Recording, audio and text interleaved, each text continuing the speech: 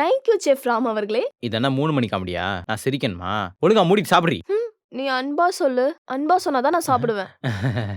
சாப்பிடு. எனக்கு தூக்கம் வருது. ம். ம். சூப்பரா இருக்கு.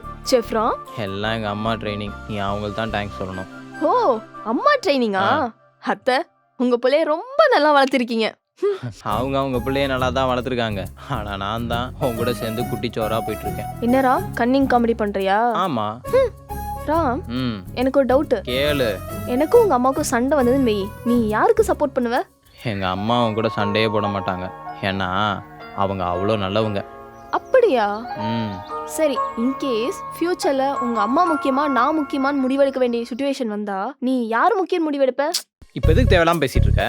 ஏய் நில்லுடா, எனக்கு பதில் தெரிஞ்சே ஆகணும். கல்யாணத்துக்கு அப்புறம் நான் முக்கியமா இல்ல உங்க அம்மா முக்கியமா?